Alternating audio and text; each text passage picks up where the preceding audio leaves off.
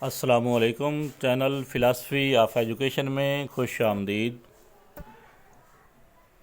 اس سے پچھلے سبق میں ہم نے امام غزالی کے تعلیمی تصورات کو ڈسکس کیا تھا۔ نصاب سازی میں امام غزالی نے کیا کچھ تجاویز دی تھیں اور استاد اور طالب علم کے درمیان تعلق کو کس طرح واضح کیا تھا۔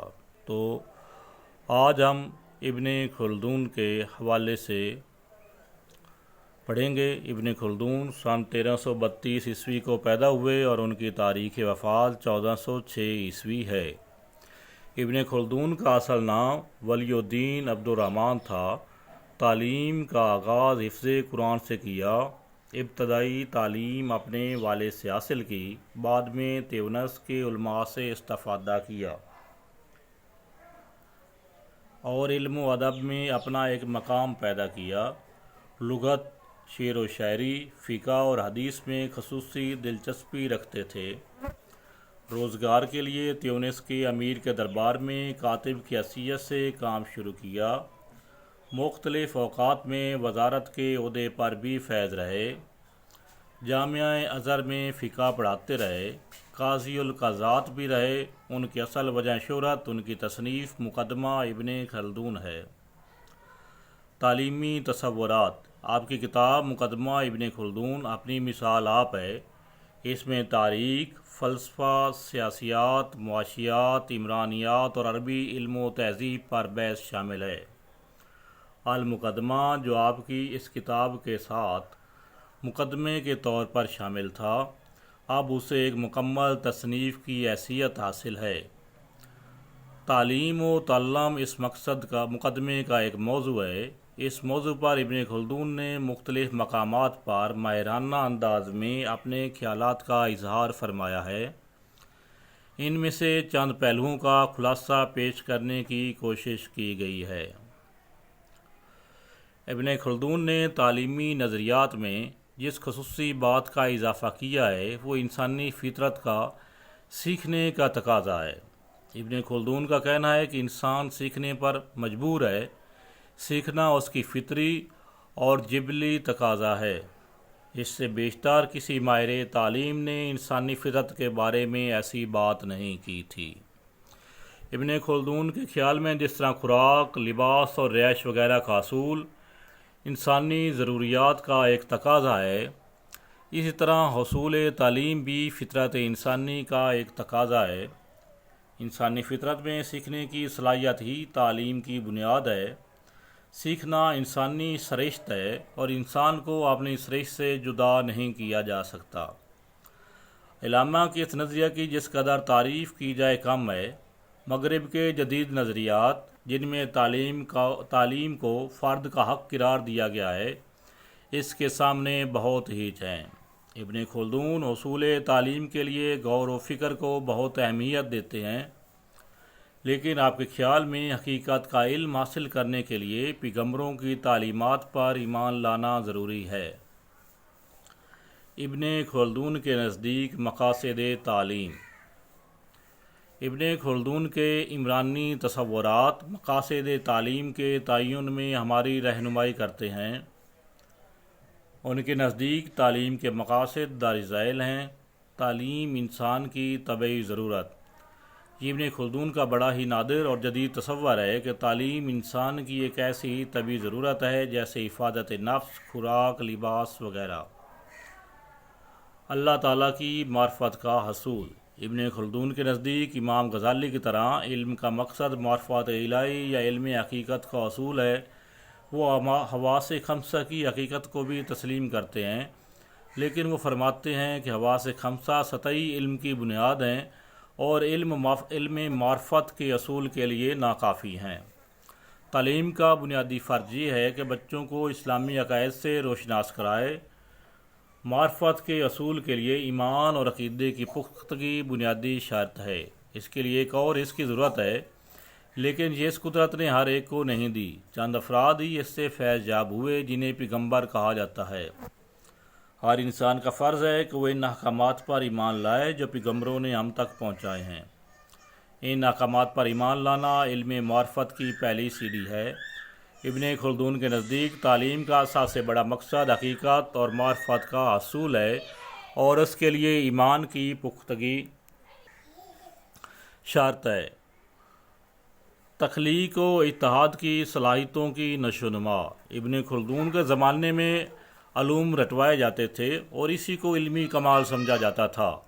ابن خلدون نے اس کی سخت مخالفت کی۔ ابن خلدون انسان کی غور و فکر کی صلاحیت کے بہت متعارف تھے۔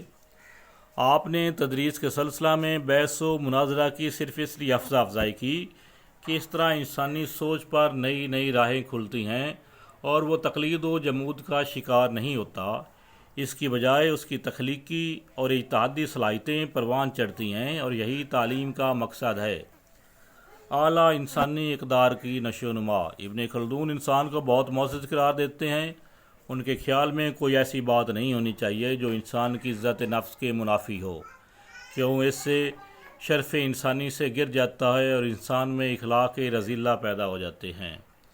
غور و فکر کی صلاحیت کی نشو و نما۔ ابن خلدون طلباء میں غور و فکر کی صلاحیت کی نشو و نما کو بہت اہمیت دیتے ہیں۔ وہ سمجھتے ہیں کہ علم کی نشو و نما بھی اسی صلاحیت کی نشو و نما سے ممکن ہے۔ انسان اپنے ارد گرد کے ماحول پر غور کرتا ہے اور اس سے فائدہ اٹھانے کے طریقے سوچتا ہے۔ انسان نے اپنی قوت فکر کو کام میں لا کر عمرانی زندگی کا آغاز کیا تھا، اور یہی قوت فکر اسے حیوانوں سے بلند مرتبہ دلاتی ہے۔ ابن خلدون کے جو دوسرے مقاصد تعلیم ہو سکتے ہیں وہ یہ ہیں: علمی ملکہ پیدا کرنا، دنیا و آخرت میں کامیاب زندگی کے لائق بنانا، عمرانی زندگی کے تقاضوں کا اہل بنانا۔ نصاب تعلیم۔ ابن خلدون کے خیال میں نصاب تعلیم طالب علم کے رجحان، استعداد اور عمر کے مطابق ہونا چاہیے۔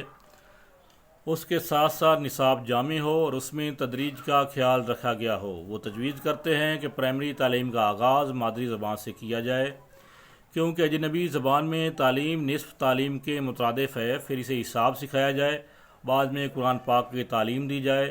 ان کا خیال تھا کہ ابتدا میں بچے کی فکر ناپختہ ہوتی ہے۔ حساب اور مادری زبان میں مہارت سے طالب علم کی فہم و فراست میں اضافہ ہوتا ہے، جس سے دوسرے علوم کو سمجھنے میں مدد ملتی ہے۔ انہوں نے تمام علوم کو دو اقسام طبعی یا عقلی علوم اور تقلیدی یا نقلی علوم میں تقسیم کیا۔ عقلی علوم سے مراد وہ علوم ہیں جس میں انسان عقل اور غور و فکر سے ملکہ حاصل کرتا ہے۔ ان میں منطق، فلسفہ، ہندسہ، طبیعیات، معدنیات اور موسیقی وغیرہ شامل ہیں، یا آج کے دور میں طب، انجینئرنگ، وکالت وغیرہ وغیرہ۔ نقلی علوم سے مراد وہ علوم ہیں جن کا سرچشمہ قرآن پاک ہے، ان میں تفسیر، حدیث، فقہ، لغت وغیرہ شامل ہیں۔ طریقہ تدریس۔ ابن خلدون نے اس بات پر زور دیا ہے کہ تدریس میں طلباء کی سہولیات کو پیش نظر رکھا جائے، ان کے خیال میں مشکل انداز اختیار نہ کیا جائے۔ آپ طلباء کی سہولیات کے پیش نظر نفسیاتی طریقے اختیار فرماتے تھے۔ ان کا کہنا ہے کہ معلوم سے نامعلوم اور آسان سے مشکل کی طرف بڑھنا چاہیے، اس طرح طلباء کو بات کو اچھی طرح سمجھ جاتے ہیں۔ تدریج کا اصول۔ وہ تدریج کے اصول کے قائل ہیں اور تدریس کو مؤثر بنانے کے لیے نصاب کو 3 ادوار میں تقسیم کرتے ہیں۔ ان کا خیال ہے کہ پہلے دور میں علم رفتہ رفتہ اور تھوڑا تھوڑا ذہن نشین کرایا جائے، ہر باب کے بنیادی اصول طلباء کو ذہن نشین کرائے جائیں۔ دوسرے دور میں کچھ اونچی سطح کے مسائل زیر بحث لائے جائیں۔ تیسرے دور میں علم اور فن کی تدریس سے ابتدا کی جائے، لیکن اس دور میں کسی مسئلہ کو بھی غیر مکمل تشریح کے نہ چھوڑا جائے۔ بحث و مناظرہ کا طریقہ۔ علامہ رٹا بازی کے سخت خلاف تھے۔ وہ چاہتے تھے کہ طلباء میں سوجھ بوجھ اور غور و فکر کی صلاحیت پیدا کی جائے، جس سے وہ مسائل زندگی حل کرنے کے قابل ہو سکیں۔ اس مقصد کے لیے وہ سفارش کرتے ہیں کلاس میں بحث و مناظرہ کا طریقہ اختیار کیا جائے۔ اصول علم کے لیے سفر کی اہمیت۔ ابن خلدون اصول علم کے لیے سفر کو بہت اہمیت دیتے تھے۔ آپ کے زمانے میں اعلیٰ تعلیم کے دارالعلوم زیادہ نہ تھے اور عموماً دور دراز کے شہروں میں واقع تھے۔ اعلیٰ علوم کے اصول کے لیے سفر اختیار کرنا ضروری تھا۔ ابن خلدون ایسے سفر کو اہمیت دیتے تھے اور مستحسن خیال کرتے تھے۔ ابن خلدون کے نزدیک ایک وقت میں ایک فن پڑھایا جائے، اس میں پختگی کے بعد دوسرا علم یا فن سیکھنا شروع کیا جائے، طالب علموں کے ساتھ نرم